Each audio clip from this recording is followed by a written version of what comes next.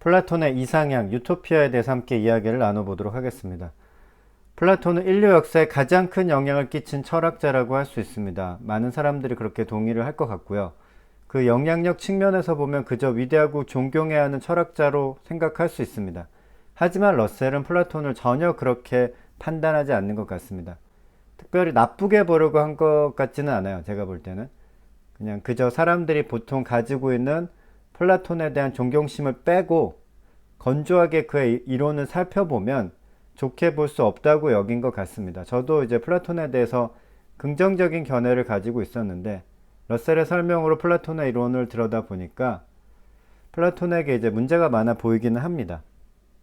플라톤은 국가론에서 이상국가의 구조를 설명합니다. 이상적인 국가가 되기 위해서는 여러 가지 조건이 있어야 하겠지만 무엇보다도 플라톤은 통치자가 철학자가 되어야 한다는 것이 가장 중요한 조건이라고 생각합니다. 사실 이 조건부터 좀 말이 안 되긴 하는데 플라톤은 개인의 정의에 대해서는 크게 관심이 없고요. 국가의 정의에 대해서 이제 관심을 기울이고 그것에 대해서 설명하려고 합니다. 정의로운 국가란 무엇인가? 그거를 이제 탐구하고 설명하려고 하는 거죠. 그는 최선의 국가가 되기 위해서는 시민을 세 계급으로 나누는 것으로 이제 제안을 하고요. 평민계급, 군인계급, 수호자계급 이렇게 세 계급으로 나눕니다. 그 중에서 제일 중요한 계급이 바로 수호자 계급입니다. 좀 특별한 계급이에요. 수호자 계급은 입법자가 세운 법을 실행에 옮기는 계급입니다. 러셀은 플라톤이 말한 수호자 계급은 파라과이에서 선교 활동을 벌인 예수의 수도자들이나 1870년 이전 교회 국가의 성직자 계층, 현대 소련의 공산당 계층과 같이 특수한 목적 달성을 위해 별도로 존재하는 계급을 뜻한다고 설명하고 있습니다. 플라톤은 교육과 음악을 엄격하게 통제하길 원했습니다. 예를 들어 젊은이들에게 좋은 문학 작품과 좋은 음악만을 들려주면 그들이 정의로운 국가의 구성원이 될 수 있는 그런 자질이 키워진다고 믿었습니다. 그래서 호메로스와 헤시오도스의 작품을 읽는 것을 허용하지 않았어요. 그 이상국가론에서. 그 이유는 이런 겁니다. 첫째, 신들의 악행을 저지르는 것으로 이제 나오는데 거기서는 이는 선한 신에 대한 오해를 불러일으키게 되고요. 둘째, 죽음에 대한 두려움을 줄 수 있기 때문에 젊은이들을 전쟁에 내보낼 때 문제가 될 수 있어요. 이런 작품들은. 셋째, 예법에 어긋나는 이야기들이 많다는 거예요. 그러니까 예를 들어 큰 소리로 웃으면 안 되는데 이런 이야기들이 막 그 작품들에 나오기 때문에 예의에 어긋나는 행동을 하게 된다. 네, 그래서 읽으면 안 된다. 넷째, 흥청망청 축제를 즐기는 그런 내용들이 있고 정욕에 탐닉하는 신들의 묘사가 사람들의 그런 절제를 방해한다고 생각을 했습니다.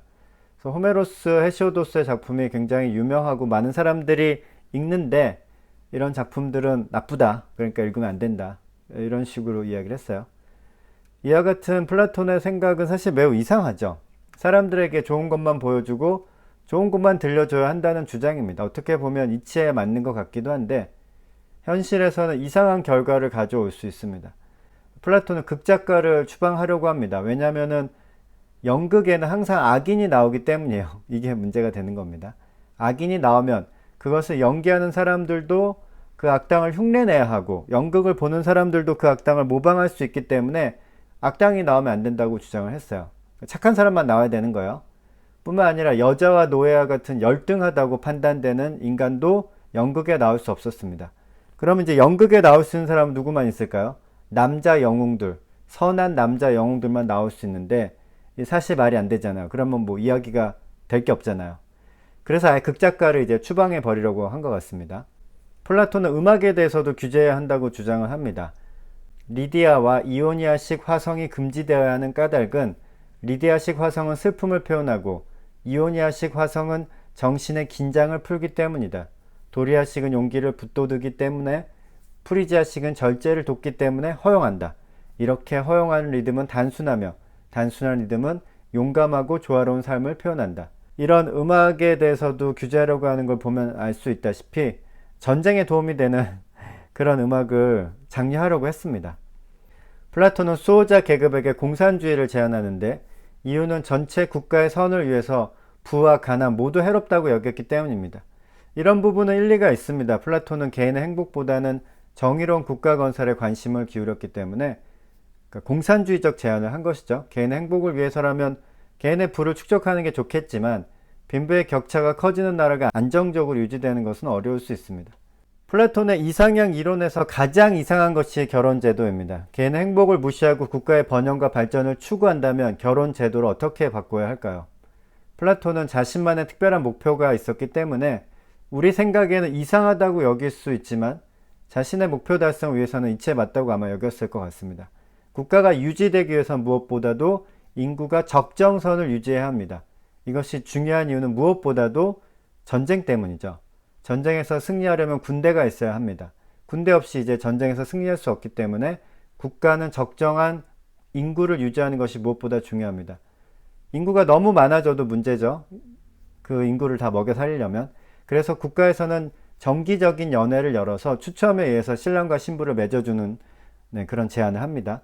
임의로 맺어주는 것 같지만 사실은 국가에서 혈통이 우수한 남자와 여자가 자식을 많이 낳을 수 있도록 조작해야 한다고 그렇게 말하죠. 그리고 아이들은 태어나자마자 부모로부터 떨어져서 국가가 양육해야 한다고 말합니다. 부모도 자식이 누군지 모르고 자식도 부모가 누군지 모릅니다. 기형 하나 약한 아이는 비밀 장소에 버려집니다. 아버지 어머니가 누군지 모르기 때문에 아버지 어머니 나에 속한 사람들 모두 아버지 어머니라고 부르고 그런 식으로 사회가 유지된다는 거죠. 또 플라톤은 속이는 일이 국가의 특권이라고 주장을 합니다. 국가가 속이는 이유는 강력한 국가 건설을 위해서요. 국가가 속여야 하는 중요한 거짓말은 이런 거예요. 신이 인간을 세 종류로 창조했는데 금으로 빚은 최고 계급, 은으로 빚은 둘째 계급, 돈과 철로 빚은 평민 계급으로 창조했다는 그런 교리입니다. 국가가 계속 이렇게 교육을 하면 점차 모든 세계가 신화를 의심하지 않을 것이라고 주장을 했어요. 국가의 전체에서 다룬 명목상의 목표인 정의를 정의 내리는 작업은 사고내서 한다. 정의는 모든 사람이 각자 자기 몫을 하고 남의 일에 참견하지 않는 데서 실현된다고 한다.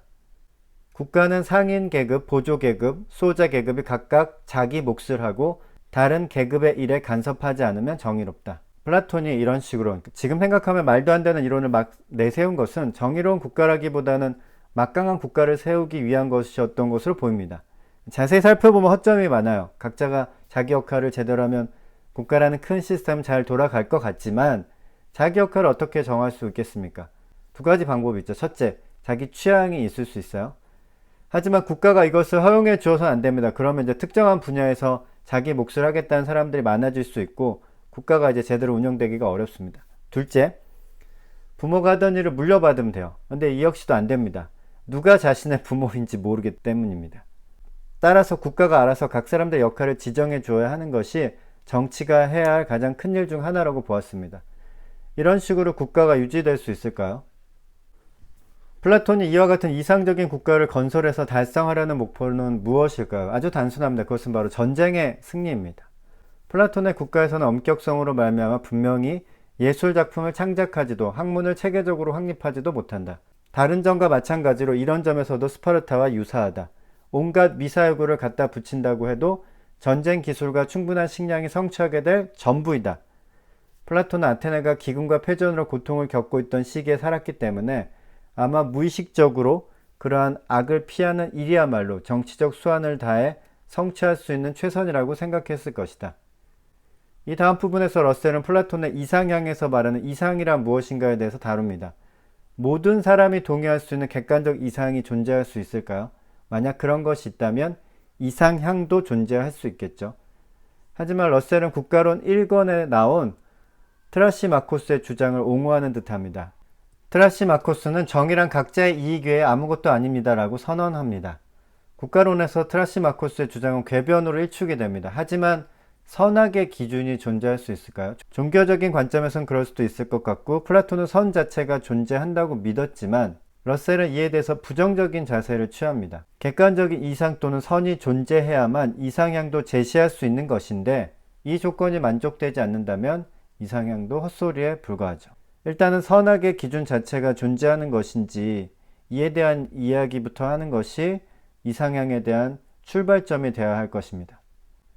플라톤의 이상향에 대해서 함께 이야기를 나눠봤습니다.